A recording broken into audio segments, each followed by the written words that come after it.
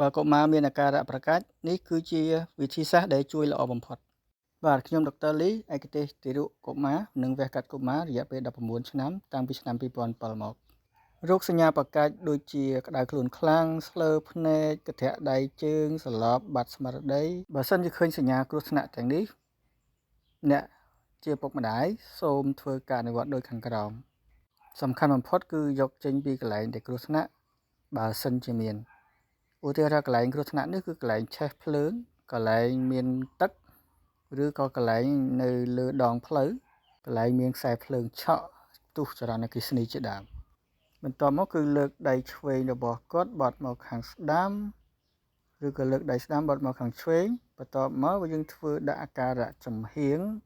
អាការៈដេកផ្អៀងហេតុអីមិនធ្វើអាការៈដេកផ្អៀងគឺយើងដើម្បីការពារផ្លូវដង្ហើម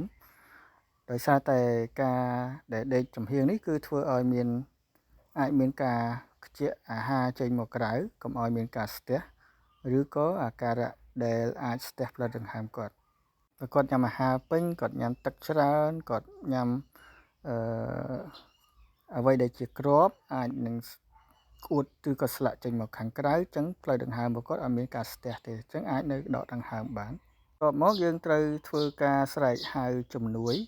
បើសិនជាមានអ្នកនៅខាងជិតហ្នឹងគឺឲ្យគាត់ជួយហៅឡានអាម៉ាឡង់បាទដើម្បីសង្គ្រោះអញ្ចឹងបើសិនជាតកតងជាមួយនឹងមូលហេតុនៃការប្រកាច់គឺមានចម្បងច្រើនជាងគេគឺការក្តៅខ្លួនការក្តៅខ្លួនខ្លាំងហ្នឹងគឺអាចបង្កឲ្យប្រកាច់បានហ្នឹងមានទាំងមេរោគបាក់តេរីមានទាំងវីរុសហើយដូចជាលាកពងកជាដើមលាកសោមខួរក្បាលហ្នឹងប៉ុន្តែ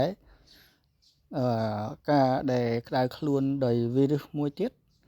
កតងជាមួយនឹងដូចជា Russella នេះគឺជាការក្តៅខ្លួនខ្លាំងដោយវីរុសហើយនឹងក្រោយមកប្រហែលថ្ងៃបានវិវត្តទៅជាមានកទួលក្រហមទៅអាហ្នឹងបានក្តៅខ្លួនហ្នឹងបាត់ទៅហ្នឹងគេហៅ Russella ហើយមួយទៀតគឺតកតងជាមួយ Influenza គឺជាជំងឺផ្ដាសាយធំដែលមានការក្តៅខ្លួនខ្លាំងមានឈឺកមានឈឺឆ្អឹងឆ្អែងមានហៀសបោក្អកផ្ដាសាយជាដើមប៉ុន្តែអត់សូវញ៉ាំអត់សូវលេងបាទត្រឡប់មកគឺការរលាកกระดาษត្រចៀក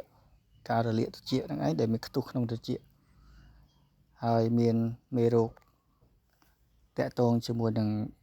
ផ្លូវដង្ហើមផ្នែកខាងលើហ្នឹងពីកំពង់កមកច្រមុះមកត្រចៀកហ្នឹងហើយផ្នែកដែលអត់សូវបានជួបហ្នឹងគឺក្តៅខ្លួនដោយសារចាក់វ៉ាក់សាំងជាមួយនឹងប្រវត្តិនៃគ្រួសារហ្នឹងពុកម្ដាយមានការប្រកាច់ពីមុនមកហើយការប្រកាច់យើងចែកជាដំណាក់កាលធម្មតាដំណាក់កាលស្មុគស្មាញហើយដំណាក់កាលស្កន់ឬក៏ឆ្កួតជ្រូកនេះអញ្ចឹងសួរថាយើងត្រូវបែងចែកវារបៀបណាអញ្ចឹងបើសិនជាការប្រកាច់ហ្នឹងក្រោម15នាទីការកន្ធាក់មានកន្ធាក់ដៃកន្ធាក់ជើងស្លើភ្នែកហើយក្នុង24ម៉ោងហ្នឹងគឺប្រកាច់តែម្ដងហើយក្រោយពីប្រកាច់ហើយគឺមានលក្ខណៈធម្មតានេះគឺជាការប្រកាច់ធម្មតាដែលជាទូទៅមិនមានផលប៉ះពាល់អីទៅដល់ខួរក្បាលទេក្រោយពីប្រកាច់តមកគ្រូពេទ្យនឹងធ្វើរោគវិនិច្ឆ័យដើម្បីធ្វើការព្យាបាលឲ្យបានត្រឹមត្រូវច្បាស់លាស់តែបើសិនជាប្រកាច់ហ្នឹងលើសពី15នាទីហើយប្រកាច់ដោយផ្នែកណាមួយឧទាហរណ៍នៅលើតែផ្នែកក្បាលទេដូចស្លើភ្នែកអញ្ចឹងមកតែក្រោយប្រកាច់ហ្នឹងកុមារមានអាការៈលំអាការៈអត់លេងធម្មតាមកវិញមានអាការៈឈឺក្បាលអាការៈអូយកញ្ចឹងកឈឺកហើយជាពិសេសនេះគឺជាអាការៈក្អួតដោយសារសម្ពាធនៅក្នុងខួរក្បាលនេះអាចជាជំងឺរលាកស្រោមខួរក្បាលឬក៏ខួរក្បាលនៃកុមារចំណែកការប្រកាច់មួយទៀតគឺប្រកាច់យូរជាង15នាទីហើយយូរហើយអត់បាត់ហើយគឺមានអាការៈខំធ្មេញមានអាការៈធាក់ដៃជើងអត់ដឹងខ្លួននេះគឺជាការប្រកាច់នៃជំងឺស្កន់ឬក៏ឆ្កួតជ្រូកហ្នឹងឯងតែលាយឡំជាមួយនឹងជំងឺវីរុសមួយចំនួនដែលអាចធ្វើឲ្យក្តៅខ្លួនខ្លាំងដែរចូលទៅដល់វិធីជួយសង្គ្រោះនិងព្យាបាលចឹងការជួយសង្គ្រោះគឺយើងយកចេញពីកន្លែងគ្រោះថ្នាក់ដែលបានរៀបរាប់នៅខាងលើហើយដាក់អ្នកជំងឺឲ្យគេងផ្អៀងដើម្បីការពារផ្លូវដង្ហើមហើយយើងធ្វើការមើលផ្លូវដង្ហើម airway ហ្នឹងមើលការដង្ហើមរបស់គាត់ដកហ្នឹងគឺជា breathing ហ្នឹងហ ហើយមើលការចលនាបេះដូង circulation ហ្នឹងឯងហើយបើសិនជាអាចគឺយើងផ្ដល់អុកស៊ីសែនបើសិនជាមានឡានសង្គ្រោះមកភ្លាមបើយើងមានម៉ាស៊ីនជួសជាតិស្ករត្រូវឆែកជាតិស្ករមួយហើយប្រដាប់វាស់កម្ដៅមួយបើសិនជាជាតិស្ករទាបក៏អាចធ្វើឲ្យគាត់សន្លប់ដែរហើយបើសិនជាកម្ដៅនឹងឡើងក្តាំងក៏ជាមូលហេតុដែលធ្វើឲ្យគាត់ប្រកាច់ដែរហើយបន្ទាប់មកបានធ្វើការព្យាបាលទៅតាមមូលហេតុនីមួយៗឆែកមើលពីក្បាលដល់ចុងជើងតើគាត់មានបញ្ហា virus ឬក៏ bacteria ឬក៏